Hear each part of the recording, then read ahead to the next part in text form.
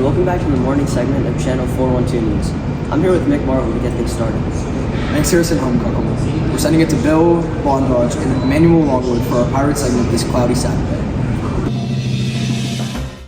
Thanks, Mick. Hello, everyone, and welcome back to the Pittsburgh Pirates Sports segment. Today we'll be looking into the 1901 season coming up for the Pirates, one that is set to be a great season for them. Here to give us more details about the upcoming season is Bill Bondage. Thanks, Emmanuel. I spoke to a few members of the team a couple days ago, and they told me they were feeling confident about the upcoming season, even though they fell short of winning the National League pennant last year.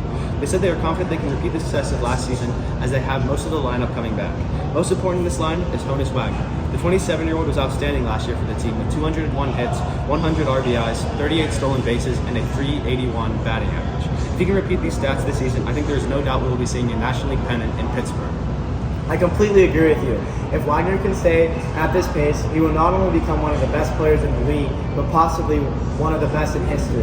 I believe that if the Pittsburgh Pirates can get consistent plays from their starters, they will be a powerhouse in this league. For sure, Emmanuel. I also think the emergence of Jack Chesbro in spring training this year will give Pittsburgh another solid arm in the rotation. It will be tough, but I think this team can win the National League this season. Wait, Bill. We are receiving developing news from downtown regarding Andrew Carnegie.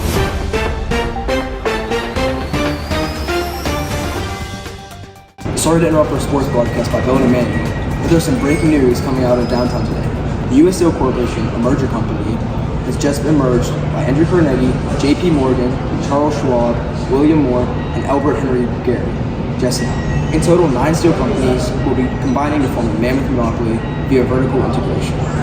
While rumors have been circling for years about the steel powerhouse being created, it has finally happened here in the Steel City.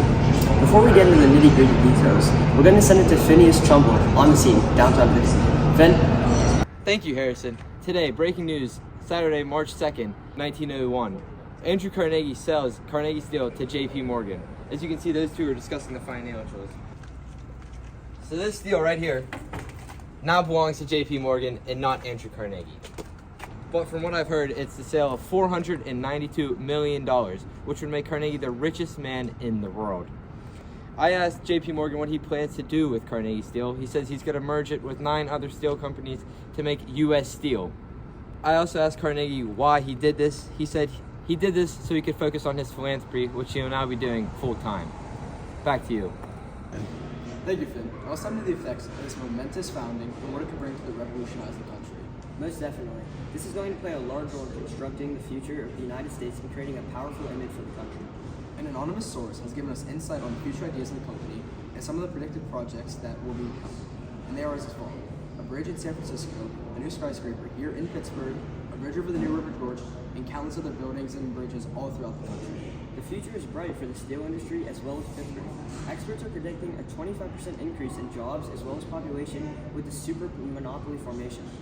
Pittsburgh could be on its way to the next major East Coast city, such as Philadelphia. Definitely, Pittsburgh will become the next big thing. Now we have some more details on what exactly happened. Charles Schwab declared the idea to the group and believes a single company with the most efficient mills in the country could control the industry through economics and scale, advanced technology, and specialization. The results would dominate the world's steel market. J.P. Morgan took up on the offer and they pursued Carnegie in hopes to buy his company. Carnegie agreed to sell U.S. Steel to Morgan for $492 million. With this deal, Carnegie continues his philanthropy pursuit and continues to give away money to help for the better good. I believe he's going down in history as a Pittsburgh great. For sure. Along with the 9 steel companies involved in this deal, it is predicted that the U.S. Steel Company will aim to buy the Clarion Steel Company as well. This is a truly mega company being formed right here in the heart of our city. Experts are predicting the company to be the largest steel producer in the world, a huge measure for an up-and-coming country. The future's bright for the U.S. and in their industry. For sure, Mick. Let's send it to Finn, who has Joseph Jinkerman, a U.S. steelworker, on scene for a brief interview. Thanks, Mick. I'm here at the U.S. Steel factory with this worker. Can you detail your occupation? I'm a steel worker that has been transferred from Carnegie Steel to now the U.S. Steel Company. Well, I guess it's one company now. What are your thoughts on the merger from Carnegie Steel to U.S. Steel? Well, for JP, it's great. Made a lot of money. But for me, not good. I've been moved away from my home in San Francisco to the slums of Pittsburgh. It's not good living conditions, and I'm now working on the Three Sister Bridges. What's tough about your job? It's long, hard hours. I work 7 days a week, 12 hours, to feed my household of 9. Even my little son, Jimmy, has to work some hours to make enough money for our whole family. Well, I wish you luck, Joe. Thank you. Now back to you, Mick. Well, Mick, March 2nd, 1901 will surely go down in history as one of the most integral business decisions of the 20th century. Wait 1 second, Harrison. We're receiving word from Phineas that he is on the scene with J.P. Morgan himself. Wow, sending it to live on scene with Phineas Chumble now. Thanks, Harrison. Mr. Morgan is in here. Just saw a minute ago. Oh, there it is. What the doing in there? Mr. Morgan.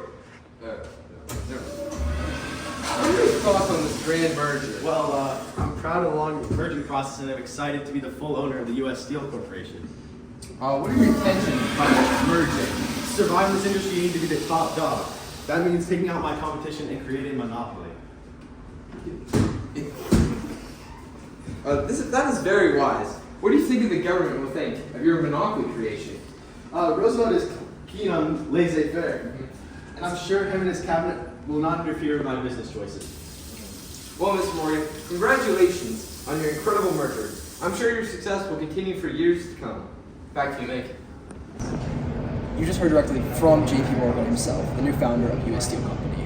Wow, this has been a crazy day on Channel 412 News. See you next time.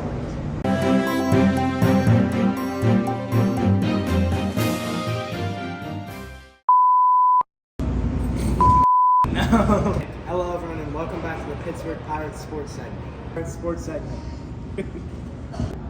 Hello, Meg. What? Pittsburgh Sports. Decisions of the 20th. You can start? Now I am go. Well, Mick, March 2nd, 1901 will go down as one. Thank you, Finn. Let's dive into the effects of this momentous founding onto the future ideas of the company. Some of the predicted projects are as follows. Formation. Pittsburgh could be on its way to the next major East Coast city. With Mr. Jenkinson. Jenker.